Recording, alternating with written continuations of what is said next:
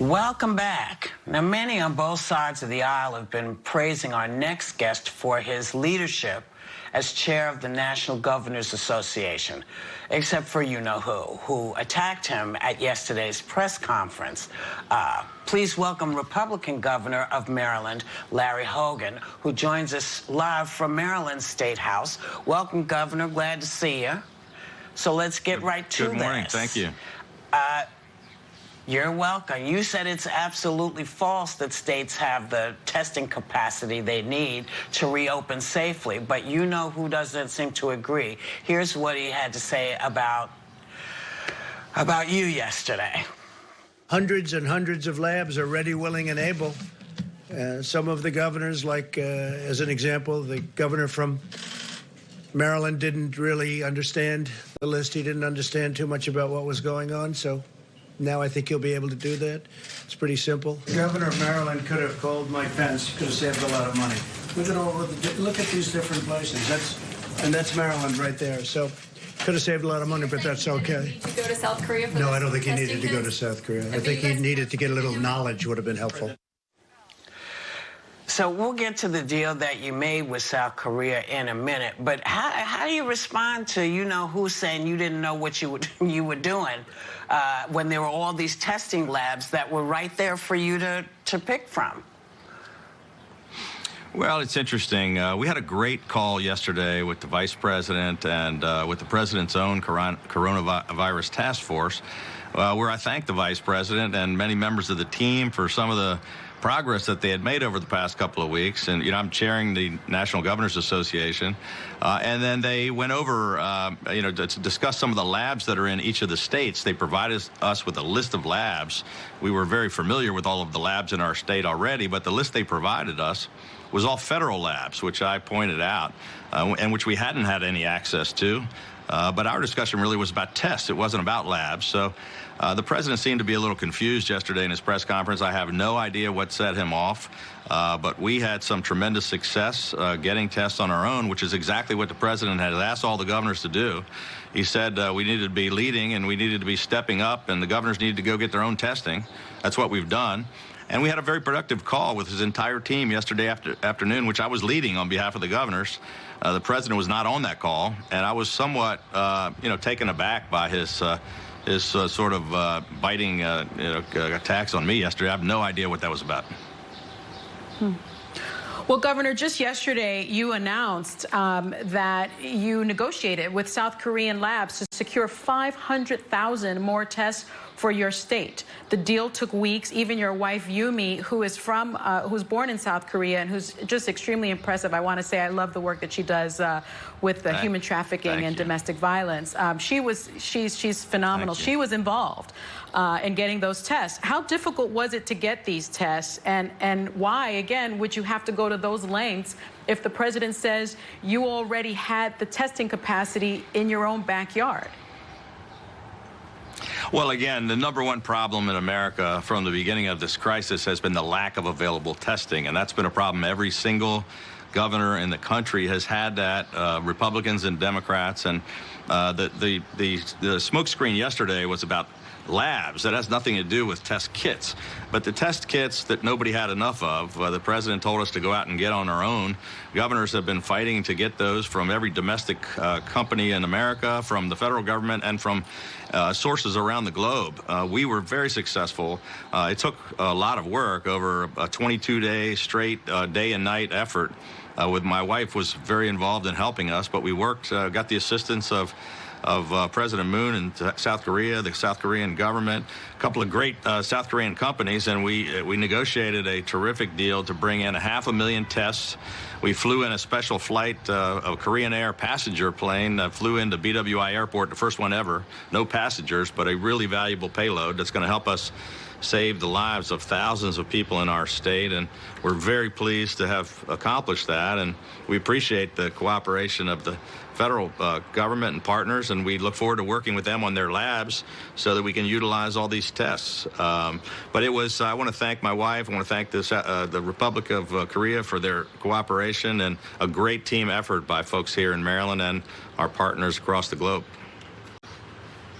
Governor Hogan, this is Megan. We were talking about at the top of the show, Georgia opening up gyms and salons as early as Friday. They obviously are taking a more aggressive approach to opening up the economy.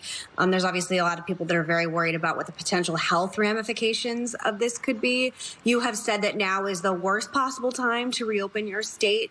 Why? And when do you think we can expect to have these restrictions eased? And what would you say to your friends in Georgia who are in legislative positions who have made a different decision?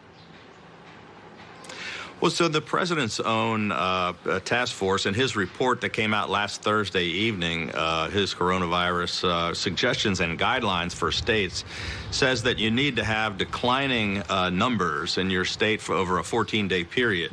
I'm not sure of what the numbers are in Georgia. You know, they are able to. He said each state should be able to make their own decisions about what's going on in their own states, which I think was a smart policy.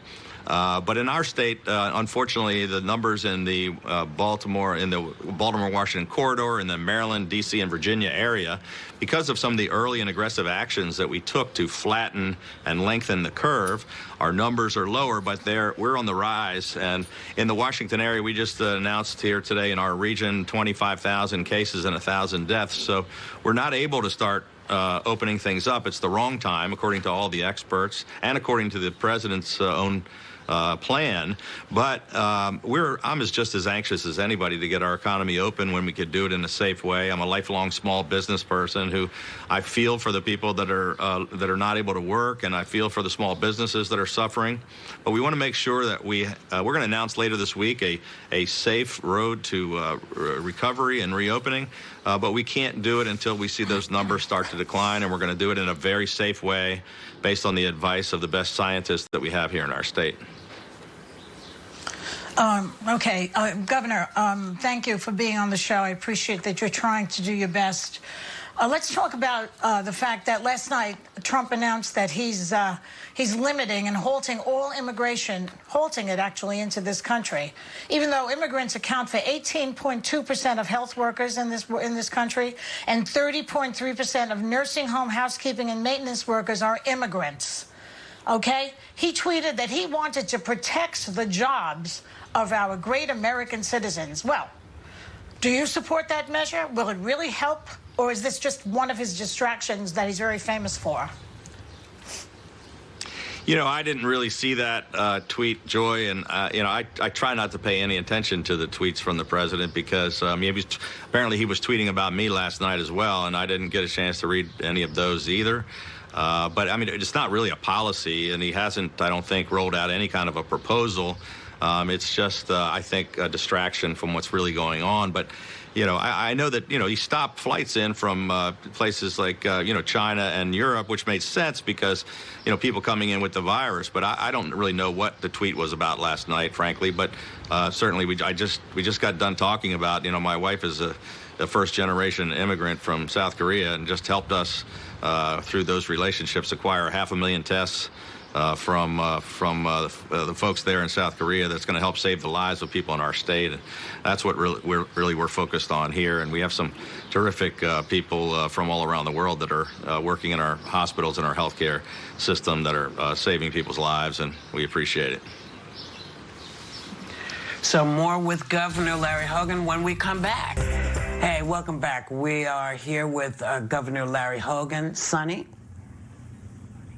Governor, we've seen protests popping up all around the country, and the president, some say, has been inciting those protests, tweeting things like states should be liberated from stay-at-home orders. I saw over the weekend that there was also a protest in Annapolis, Maryland, Maryland's capital. Governor Inslee warned that Trump's language is fomenting domestic rebellion and could, in fact, lead to violence. Do you agree with Governor Inslee? Well, I missed the small protest that they had here in Annapolis on Saturday because I was at BWI Airport welcoming the plane that had the 500,000 coronavirus test kits that flew in from Korea that's going to save thousands of people in our state. But it wasn't a very large protest. But I think it's unhelpful. I mean, it doesn't make any sense, the mixed messaging we're getting out of the president. For example, in our state, and I think in most of the states where he was encouraging protests, we don't have 14 days of downward numbers, which is what the president's plan that came out on Thursday night called for. The president's plan says that no state should consider reopening until you have 14 days of downward numbers. That made sense. But on Friday, he encouraged people to go out and protest and liberate those very same states. So he basically was encouraging people to violate his own federal policy. So I don't think it was helpful. I understand people's frustrations. I understand people want to get out of the house. They want to get back to work. I understand that they're hurting. That part I get. I'm frustrated. I feel like protesting myself, frankly. But I think to encourage people to go against your own policy and to just go out and I don't think it's helpful to the discussion. Governor Hogan, this is Megan. So clearly, many people in this country are in a lot of pain right now. 22 million Americans have already filed for unemployment benefits. As we just said, your state saw protests this weekend, although I guess in your state, demonstrators did stay in their cars and maintain social distance for the most part. I have been empathetic towards these protesters. I think people are panicking because they're looking down the barrel of the inability to pay their mortgage, to feed their families, to send their kids to college, and so forth. What message do you have for people like me who are empathizing with these Americans? Well, I empathize with them, too, as I just said. I mean, it's totally understandable. There's a lot of economic pain out there, and there's these twin problems that are happening at the same time. We've got this terrible worldwide pandemic that, as the president said yesterday, without action, the president said, we would have had 2 million deaths. He just said that yesterday. And yet, the actions that we were required to take, that the president told us to take, that the governors have had to take, has caused all the businesses to shut down, caused people to social distance, and that's caused some economic pain, and people are suffering out there. But there's been plenty of action at the state level and at the federal level to try to help those folks, to get some checks out to the people that are suffering, to support for the small businesses. We've taken tremendous action here in the state. The federal government has. It was great to see bipartisan support in Congress, but Democrats and Republicans coming together to support these plans along with the administration. So everybody's going to try to get our economy back on track, but I understand and empathize. I feel really badly for the people that are out there suffering. We also feel terrible about the people who've lost their lives and all those people that are sick.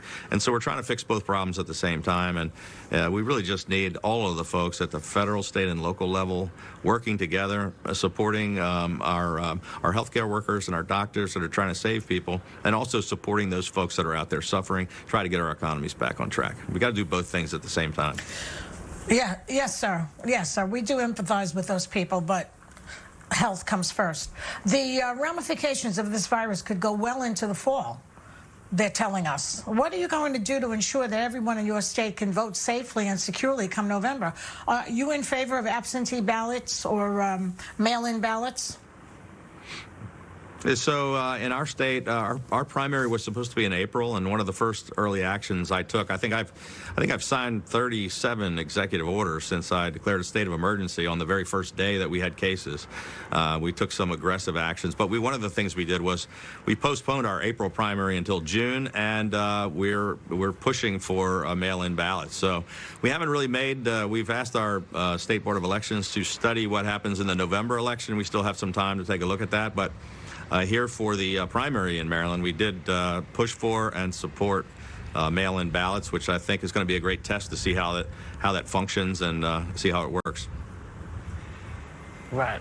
So, Governor, I have a really dopey question to ask you about. A local Maryland Police Department recently posted a PSA on Facebook that went viral. They wrote, "Please remember to put pants on before leaving the house to check your mailbox." Now, I know they weren't talking about me, but do you know who they were talking about? Because it said, seriously, this is your final warning. You know, any ideas of who this was? Apparently, there's somebody in this small town who keeps going to check his mail without any pants on. This is not part of any executive orders on our part. I'm hoping he was wearing a mask at the time. On the other hand, I think it's probably going to help with social distancing because people are going to stay 6 feet apart away from him. So I don't know. He should probably put his pants on, but at least he's not getting people crowded around him. He's probably being safe and he's not catching the coronavirus. So. I don't know what to say about that. That is wonderful. No, it's fabulous. That was perfect. Governor, thank you so much, and thank you for everything you're doing for your state. We'll be right back. Well, thank you all very much for having me. Thank you.